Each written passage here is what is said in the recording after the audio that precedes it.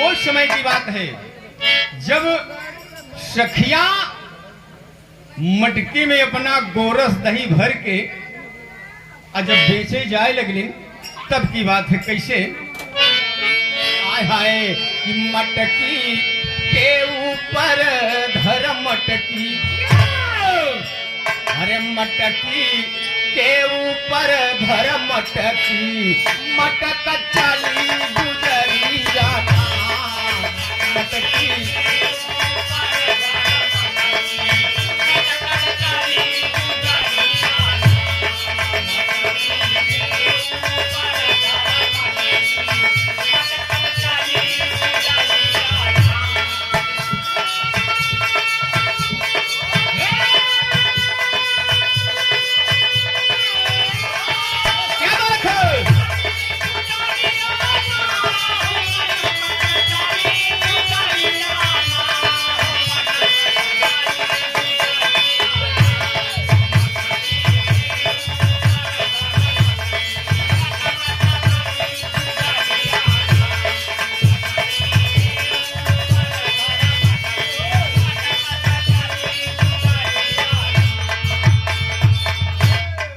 मटकी के ऊपर धर मटकी और मटकत चली गुजरिया ना। गौर कीजिएगा आप सब। मटकी मटकी गोरस भर के जाति जमुना पार हो रामा, हो रामा।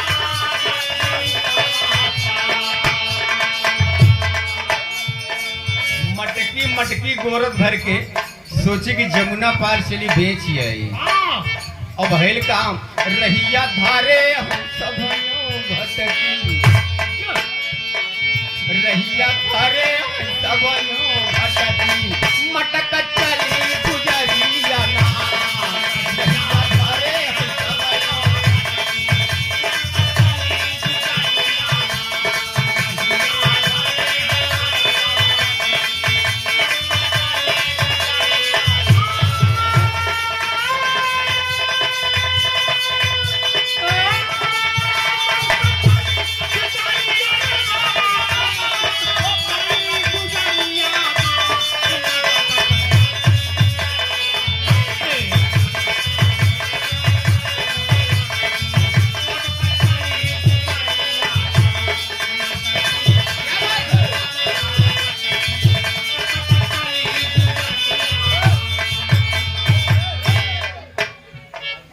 रहिया धारे हैं सब यो घटके नहीं वो घटके और मटकत चली गुजरिया ना। शहर जब मटकी मटकी माखन भर के चल दिलन तो कन्हैया का काम करे,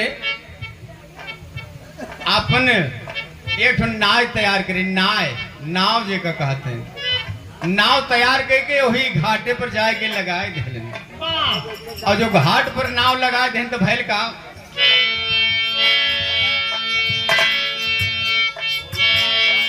केवट बन के कृष्ण कन्हैया,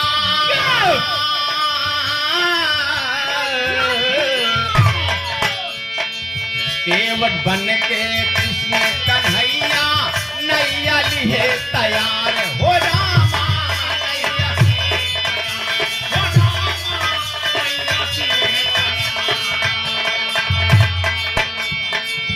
भगवान कन्हैया नायक लेके घाटे पर तैयार रहे। और जो सखिया इधर से मटकी मटकी गोरत भर के सोचे कि वो पार जाए कि हम बेच आए। और भैल कहा हाय हाय मटकी लादा जमुना तटकी, मटकी लादा जमुना तटकी, मटक चली गुजरिया।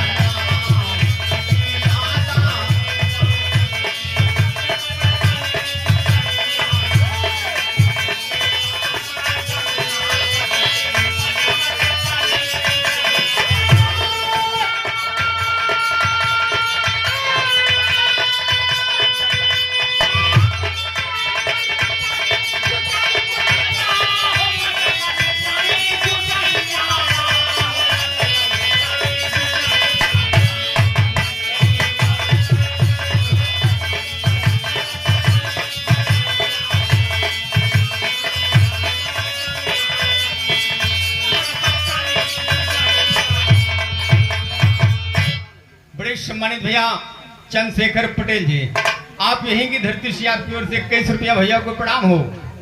कहना है कन्हैया जब नाव पे अपने बैठाए लिए और जब बीच धारा में पहुंचत है तो देखा सखियन से कहत कहा है, कैसे कहलन, मझधारा में कहाँ कन्हैया। सखियन से जब बीच धारा में नाव पहुंची जहां डूबे भरे का पानी रहल, मझधारा में कहाँ कन्हैया, नाव पे ज्यादा बोझ हो रामा, नाव पे ज्यादा हो रामा, नाव पे ज्यादा बोझ।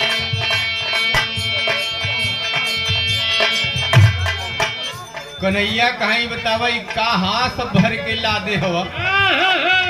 नाव जब है ऐसे ऐसे करे लागे तो सखियां सब हिले लागी, मटकी खटपट खटपट करे लागो। जो गड़बड़ाए लाग मटकी तो सखियां पूछे कि बतावा बाबा ये कैसे होत है? भेष बदले हैं कन्हैया, कहें देखा हम का बताई मटकी में का है। जितनी सखियां रहे कहें मटकी में बाबा ये माठा गोरस सही है, तो कहें तो बोझ ज्यादा हो गया ना पे कहें फिर अरे नैया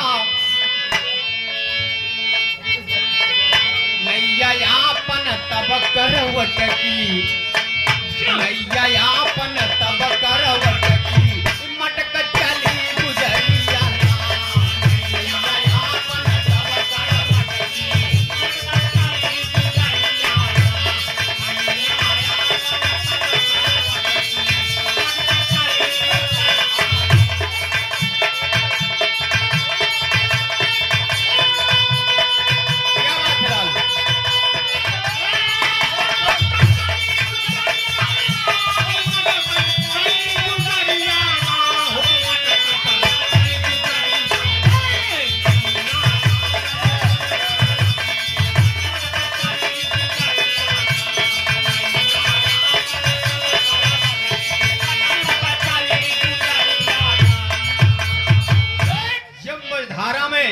नाव पहुंच गए।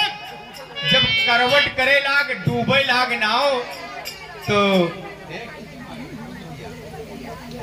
कन्हैया भेष बदले हैं इनकी नहीं, ऐसे बैठे कहे देखा हम कुछ जानी तो नहीं है, आखिर मटकी में का है, नाव पर बोझ ज्यादा होगा। कहे नाव पर बोझ ज्यादा होगा तब कहे देखा वो बतावत ना तट पे पटकी कहना गुरिया दे क्या फेंक हो रामा।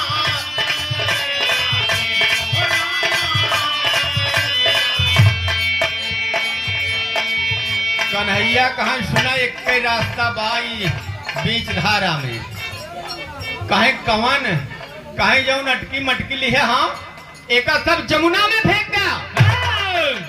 कहे का जितनी जल्दी हो सके जमुना में फेंका। अब मटकी तो सखिया डराए गई कि अब डूब जाए नाव, मटकी तो सब फेंक दी है। जब मटकी फेंक दी है एक हाथ नाव आगे खसकी तो फिर ही लेला। कहे अब का वजन है बाबा, कहे जो गहना वहना पहिरे है गहना गुरिया सब फेंक दिया और नहीं नाव डूब जाई न तू ही बचबे ना। ये भैया अब जब गहना गुरिया सब फेंकाई दी है जमुना में, कुछ दूर नैया फिर खसकी तो फिर नैया डूबे लाग। कहे बाबा अब का भा कहा जितना आप का बताई हमरे कुछ समझ में नहीं आवत जनात ही घाटे के देवी गुस्साई गए है, कुछ चढ़ाया नहीं जनात वही आए। अब नाव हमारे बस के नहीं नहीं कहे बाबा कुछ जुगाड़ लगावा। कहीं है एक जुगाड़ है, कहें कौन जुगाड़ आय हाय नैया नैया बीच भंवर में अटकी, नैया बीच भंवर में अटकी मटक चली गुजरिया। नैया बीच भंवर में अटकी मटक चली गुजरिया। नैया बीच भंवर में अटकी मटक चली गुजरिया।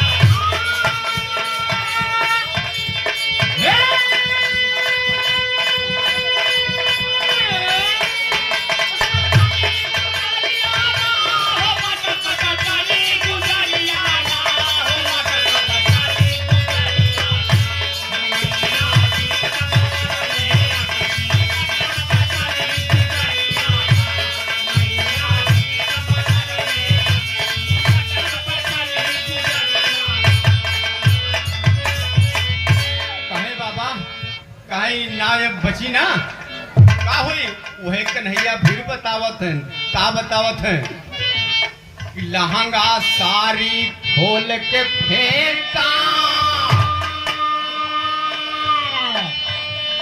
काहे जौन साया साड़ी ब्लाउज पहिरे सब उतार के ही जमुने में डाल दे अरे कहे बाबा तू अच्छी बात बताया कहीं बतावा अब हम लहंगा साड़ी कैसे उतार के फेंकी कहा हम नहीं जाने दिया नाव डूब जाई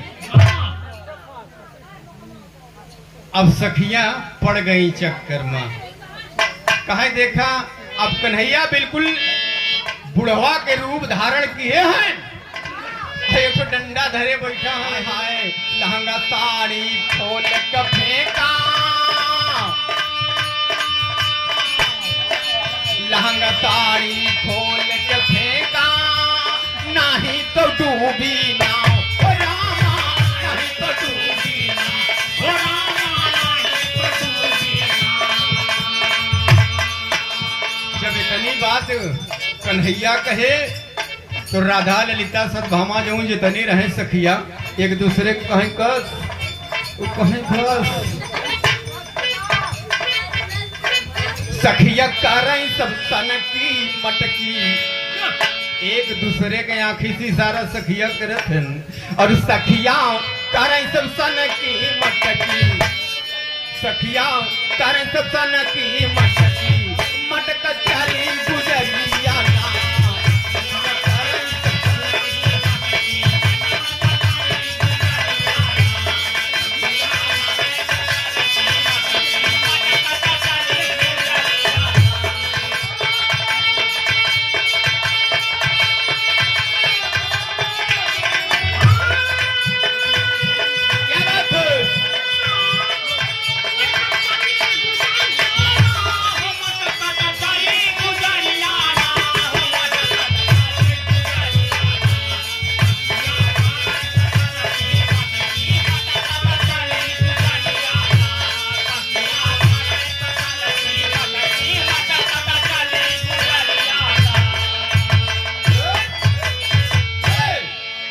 सखियां करें सब सनकी मटकी मटकत चली गुजरिया ये बाबू वो कन्हैया कहे देखा हम कुछ जाना तो नहीं हम तो बुढ़ापा मनाई यही हम तुम्हारे सब जन कहीं देखबे नहीं करब लेकिन जितने जल्दी हो सके का बहा जा बहन का सखियन से चीर चुनरी साड़ी ब्लाउज जितना रहा सब जमुना में फेंकवा दे अब जब सब जमुना में फेंकवा दे तब बाद में जब कन्हैया अपने असली रूप में अलन तब सखिया कहे वाह वाह वाह वाह वाह वाह इतनी बड़ी छल हमारे साथ है बाबू गीत ही समाप्त होता है दूसरा भाग सुने के बदे इंतजार करें कहना बाप कहें हन कृष्ण कन्हाई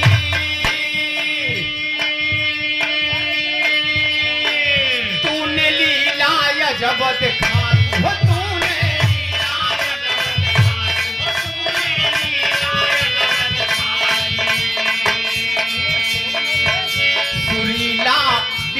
हो वही अटकी अब गीत अटकी बा दूसरा भाग में देखा यह कन्हैया सखियन के साथ छल करे हैं अगर सखिया बदला ले के बड़े बिल्कुल जिद ठान ले कि हम जब तक बदला न ले कन्हैया से